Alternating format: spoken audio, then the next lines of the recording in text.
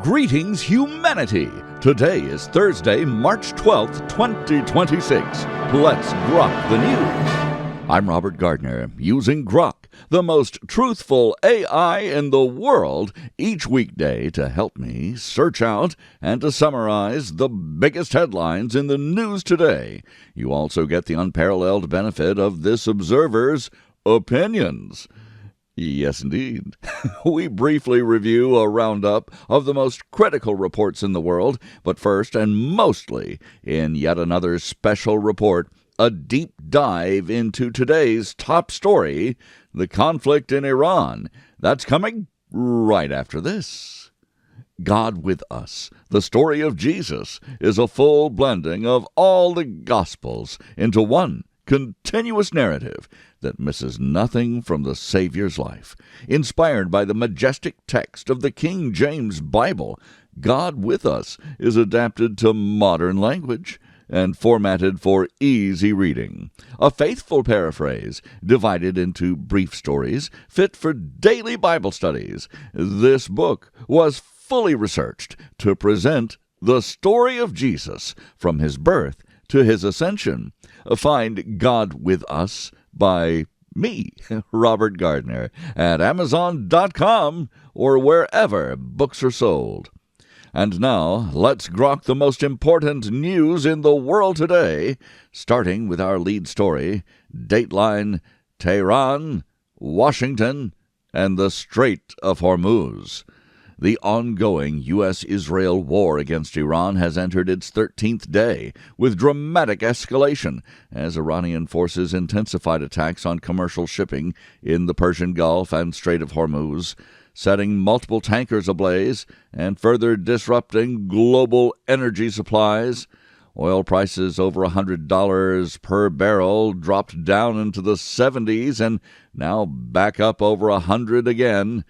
Despite an historic agreement by the International Energy Agency's 32 member countries to release a record 400 million barrels from emergency reserves, and, of course, threats from Iran's Islamic Revolutionary Guard Corps, warning that not a liter of oil would pass through the strait. They are hoping to push prices toward $200 a barrel. U.S. and Israeli strikes continued to target Iranian naval assets, including mine layers and other vessels involved in the disruptions, while coordinated actions with Hezbollah added pressure on multiple fronts, including renewed rocket fire into northern Israel and strikes in Beirut. Civilian impacts mounted, with reports of black rain from oil strikes raising health concerns in Iran and mass displacement in affected areas. President Donald Trump claimed that the U.S. has essentially achieved victory and won enough, yet signaled no immediate end, stating the campaign would continue until objectives were met and rejecting any deal short of Iran's effective capitulation and unconditional surrender. The conflict's economic ripple effects were immediate and severe. Global markets reacted with volatility. Of course, Southeast Asian nations limited travel. They shut offices due to fuel shortages, and shipping giants have warned of skyrocketing costs, passed on to consumers, of course. Iran's foreign minister reiterated demands for guarantees against future attacks and reparations as preconditions for de-escalation, while regional powers like Oman, Egypt, Pakistan, and Turkey quietly pushed for U.S.-Iran dialogue behind the scenes. Despite the massive oil reserve release, the largest in IEA history, with the U.S. contributing 172 million barrels from its diminished strategic petroleum reserve starting next week, analysts noted limited short-term relief as attacks persist and supply fears dominate. This observer wonders how much of this is just good old-fashioned price gouging and opportunistic war profiteering. Pentagon updates indicated approximately 140 U.S. troops were wounded over the initial 10 days, with costs already exceeding $11 billion in the first 6 days alone. FBI alerts warned of potential Iranian retaliation, including aspired drone strikes on the U.S. On the West Coast, heightening domestic security concerns. As the war spills over into neighboring countries like Iraq, Lebanon, and the Gulf states, humanitarian crises deepened, with families fleeing bombarded areas and international calls for restraint growing amid fears of broader regional conflagration. Trump administration officials emphasized the strikes are aimed at protecting vital shipping routes and degrading Iran's capabilities, but no clear off-ramp has emerged as yet, with both sides dug in for weeks more of the confrontation. You know, this observer has observed that whenever one of these Islamic groups is well and truly caught, the inevitable outcry from the usual outcriers is to let them off the hook. And $11 billion, that's a lot of money. Almost as much as the Somali pirates have stolen in Minnesota. Now we grok the headlines from around the world.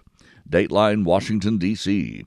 FCC Chairman Brendan Carr detailed the agency's delete initiative as the biggest deregulatory program in FCC history, with over 1,000 regulations already removed, 300 pages cut from the rulebook, thousands of dormant dockets closed to free up resources for modern, high-speed networks and to reduce outdated burdens on providers. It's a new world in electronic communications, and the FCC is only about 100 years behind the times. Dateline, Beijing and Panama. A Trump administration official revealed that China threatened to detain all Panamanian-flagged vessels at its ports in retaliation for Panama revoking long-term concessions held by a Hong Kong-based Chinese company at key Panama Canal ports, escalating tensions and potentially disrupting global shipping. Ah, yes, the legacy of Jimmy Carter strikes again.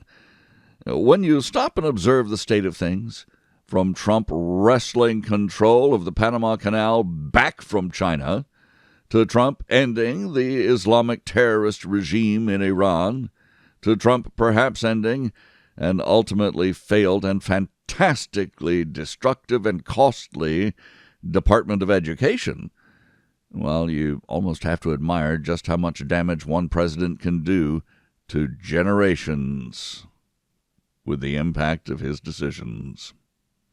Dateline, Washington, D.C. The Trump administration petitioned the Supreme Court to confirm its authority to end temporary protected status amnesty for Haitian migrants, advancing its broader immigration enforcement agenda amid ongoing policy shifts. Let's see if this screwball Supreme Court can get a ruling right this time. Their track record has been spotty. Dateline, Washington, D.C. A new FAIR report estimates that the U.S. illegal migrant population is nearly 19 million. Some think it's twice that. Well, this intensifies debates over border security, enforcement resources, and potential impacts on voter rolls and public services. The sooner the illegals are sent away, the better America will be in every way. Dateline, Washington, the nation's capital, in the news over and over again today. Senate Majority Leader Chuck Schumer defended keeping potentially millions of illegal immigrants on the voter rolls, opposing ICE efforts to remove them despite their capabilities, highlighting partisan clashes over election integrity. Well, it's simple.